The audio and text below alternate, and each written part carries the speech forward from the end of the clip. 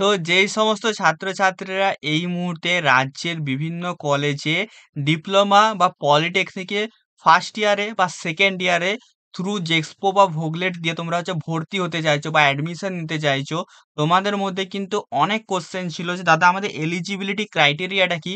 মানে অনেকেই আমায় কমেন্ট করছিলে যে দাদা আমি এত পার্সেন্ট নাম্বার পেয়েছি, আমি কি অ্যাডমিশন নিতে পারবো, আমি দাদা এত পেয়েছি তো আমি কি অ্যাডমিশন নিতে পারছো। এই একটা তোমাদের চিন্তা ছিল, এটা আজকে তোমাদের এই পুরো ভিডিওতে আমি ক্লিয়ার করে দেবো যে কত কি পার্সেন্ট দরকার তোমাদের জেক্সপো এবং ভুগলেটে ভর্তি হওয়ার জন্য। আরেকটা এটা কোশ্চেন ছিল যে অনেকেই বলছে দাদা আমি মাধ্যমিকে 410 পেয়েছি, আমি কি হচ্ছে আমার র্যাঙ্ক কত হবে, আমি কি ভর্তি হতে পারবো, আমি কি ভালো একটা গভর্নমেন্ট কলেজ পেতে পারবো। অনেকেই বলছিলে দাদা আমি ভোগলেটে ভর্তি হতে চাই, আমি উচ্চ মাধ্যমিকে 395 পেয়েছি, তো আমি কি একটা ভালো কলেজ পেতে পারবো।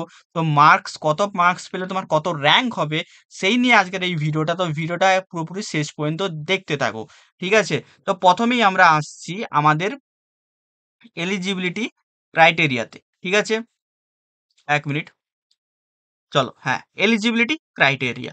তো এলিজিবিলিটি ক্রাইটেরিয়া জন্য আমি যেটা প্রথমেই বলছি, তোমরা শুধুমাত্র তোমাদের মাধ্যমিক এবং উচ্চ মাধ্যমিকে তোমরা যদি পাস করে থাকো, ঠিক আছে, যদি তোমরা পাস করে থাকো তাহলেই কিন্তু তোমরা কিন্তু এখানে এলিজিবল।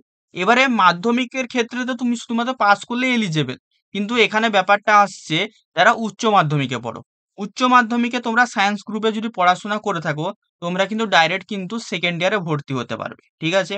তো তোমরা যদি সেকেন্ড ইয়ারে ভর্তি হতে চাও তোমাদের অবশ্যই math plus physics plus biology হতে হবে বা math plus physics plus chemistry হতে হবে, তাহলেই কিন্তু তোমরা কিন্তু এখানে আরামসে কিন্তু তোমরা সেকেন্ড ইয়ারে ভর্তি হতে পারবে। এবং অনেকেই বলছে যে আমরা এইচএস দিলাম এই বছর কিন্তু আমরা পলিটেকনিক ফার্স্ট ইয়ারে ভর্তি হতে চাই। তো ফার্স্ট ইয়ারে যদি ভর্তি হতে চাও তাহলে তোমাদের এইচএস এর নাম্বারটা কোনো কাজের নয়, তখন তোমরা কি মাধ্যমিকের নাম্বারে কিন্তু তোমরা ভর্তি হতে পারবে, ঠিক আছে। ক্লিয়ার এই জিনিসটা। আর যারা হচ্ছে এখানে আইটিআই করে ভর্তি হতে অনেকে বলছে দাদা আমরা এই বছর আইটিআই পাস করব, তো আমরা কি এবারে ফর্ম ফিল আপ করতে পারবো। অবশ্যই তোমরা এবারে কিন্তু ফর্ম ফিল আপ করতে পারবে। Form fill up last date দিলেও তোমাদের ফর্ম ফিল আপের এক্সাম মানে ডেটটা সেটা কিন্তু বাড়িয়ে দেওয়া হবে, কারণ এবছরে যারা আইটিআই পাস করবে তাদের জন্যই কিন্তু বেসিক্যালি ভোগলেটটা, ঠিক আছে। বাদ বাকি এখানে যারা হচ্ছে ভোকেশনাল দিয়েছো তারাও কিন্তু এখানে কিন্তু এলিজেবল, কোনো তোমাদের কিন্তু প্রবলেম নেই। বাকি সায়েন্সের ব্যাপারটা ক্লিয়ার করে দিলাম, যারা এইচএস সায়েন্স আছো তারা সেকেন্ড ইয়ারে যারা ভর্তি হতে চাইছো তোমাদের অবশ্যই ম্যাথ থাকতে হবে প্লাস ফিজিক্স কেমিস্ট্রি থাকতে হবে, অথবা হচ্ছে তোমাদের কিন্তু বায়োলজি থাকতে হবে, তাহলে কিন্তু তোমরা কিন্তু এখানে আরামসে তোমরা ভর্তি হতে পারবে। এবার আসছি মাধ্যমিক।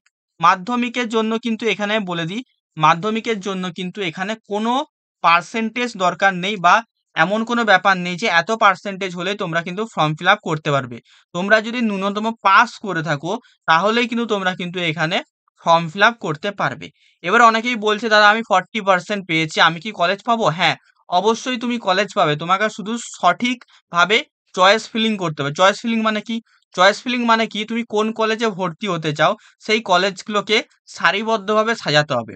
মানে সাপোজ ধরো তুমি একটা XYZ কলেজে ভর্তি হতে চাও, তার ইলেকট্রিক্যাল ডিপার্টমেন্ট আছে, মেকানিক্যাল ডিপার্টমেন্ট আছে, তোমাকে কিন্তু পরপর কিন্তু সাজাতে হবে যে এই কলেজের এই ইলেকট্রিক্যাল ডিপার্টমেন্টটাকে আমি প্রথমে দিলাম, তারপরে একটাকে সেকেন্ডে দিলাম, এরকম করে তোমাকে চয়েস ফিলিং করতে হবে।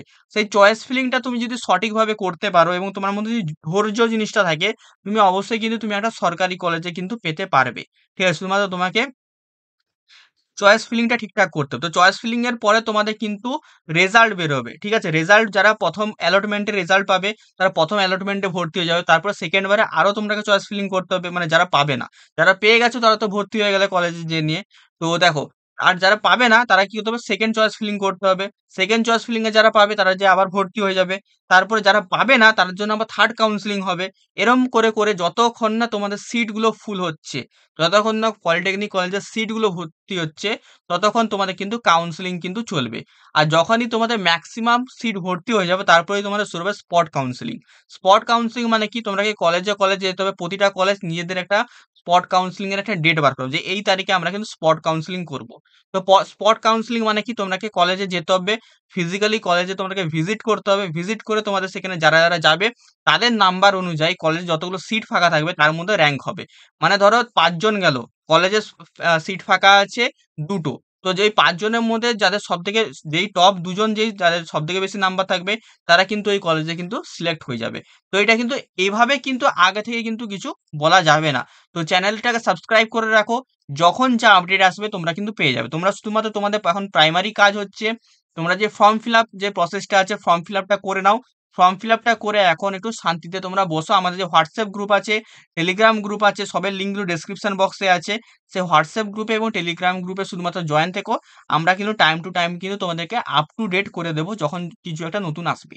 ঠিক আছে? তোমাদের প্রাইমারি কাজ হোয়াটসঅ্যাপ গ্রুপে জয়েন থাকা বা টেলিগ্রাম গ্রুপে জয়েন থাকা। তো এই হয়ে গেল আমাদের এলিজিবিলিটি ক্রাইটেরিয়া। তো সবাই ফর্ম ফিল আপ করতে পারবে, এইচএস এর ব্যাপারটা আমি বলে দিলাম। নেক্সট আছে মার্কস ভার্সেস র‍্যাংক। আমার কত নাম্বারে আমি কত র‍্যাংক পাবো। ঠিক আছে? এটা তোমাদের কিন্তু একটা সবাইকার কিন্তু একটা চিন্তার বিষয় আছে।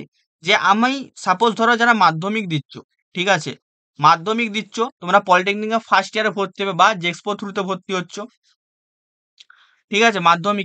মাধ্যমিকে তুমি পেয়েছো 460। তো 460 এর রেসপেক্টে তোমার কত র‍্যাংক হবে? দেখো, যারা আমাকে কমেন্ট করছো ঠিক আছে তোমরা একটা কিউরিওসিটির বদলে কমেন্ট করছো। বাট এটা এখন থেকে বলা সম্ভব নয় যে তোমার র‍্যাংক কত হবে। র‍্যাংক কিভাবে হয়? টোটাল কতজন ফর্ম ফিল আপ করেছে এবং কত নাম্বারের স্টুডেন্টরা ফর্ম ফিল আপ করেছে। মানে এখনো পর্যন্ত আমাদের কাছে কোনো ডাটাই নেই যে কতজন টোটাল ফর্ম ফিল আপ করেছে। মানে লেটস সাপোজ তোমার টোটাল ফর্ম ফিল আপ হয়েছে ৫০,০০০। ঠিক আছে? তাহলে তোমার র‍্যাংক হবে ১ থেকে ৫০,০০০ এর মধ্যে। তো যে সবথেকে বেশি নাম্বার পাবে তার ১ র‍্যাংক হবে। তার থেকে যে একটু কম পাবে তার ২ র‍্যাংক হবে। এরকম করে তোমাদের কিন্তু র‍্যাংক যাবে। তো আমি এখন কাছে আমার টোটাল মানে ব্যাপারই নেই যে আমি কতজন আমার কাছে ফর্ম ফিল আপ করেছে। তো আমি এখন কিন্তু বলতেই পারব না তোমাদের কে হচ্ছে মানে কার কত র‍্যাংক হবে। তবে একটা কথা বলে দিয়েছি আমি আগে একটা ভিডিও বানিয়ে দিয়েছি যে তোমাদের হচ্ছে কত পার্সেন্ট নাম্বার পেলে তোমরা গভর্নমেন্ট কলেজ পাবে। সেটা যারা দেখোনি এখনো পর্যন্ত ডেসক্রিপশন বক্সে আমি লিঙ্ক দিয়ে দেবো যে কত নাম্বারে তোমরা হচ্ছে গভর্নমেন্ট কলেজ পাবে। ঠিক আছে? তো সেটাও কিন্তু তোমরা কিন্তু যেয়ে দেখতে পারো। আর র‍্যাংক কার্ড কবে তোমাদের প্রকাশিত হবে, র‍্যাংক কার্ড কবে প্রকাশিত হবে সেটা নিয়েও আমি একটা ভিডিও বানিয়ে দিয়েছি। তো সেটাও আমি ডেসক্রিপশন বক্সে দিয়ে দেবো। যারা দেখোনি তারা যেয়ে দেখে নিতে পারো। ঠিক আছে? তো আজকের এই ভিডিওটা এতটাই ছিল। তোমাদের যা কোয়েশ্চেন কোয়েরি ছিল আমি ক্লিয়ার করে দিলাম। কারো যদি কোনো কোয়েরি যদি বাকি থেকে থাকে, কারো যদি কোনো জিনিস জিজ্ঞাসা করার থাকে অবশ্যই কমেন্টে আমাকে জানাবে। আমি তোমাদেরকে কিন্তু কমেন্টে রিপ্লাই দিয়ে দেবো। আদারওয়াইজ আমি কিন্তু তোমাদেরকে জন্য ভিডিও বানিয়ে দেবো। ঠিক আছে? তো কেমন লাগলো আজকের ভিডিওটা সবাই আমাকে জানিও। ঠিক আছে? দেখা হচ্ছে তোমাদের সাথে অন্য কোনো ভিডিওতে। টাটা।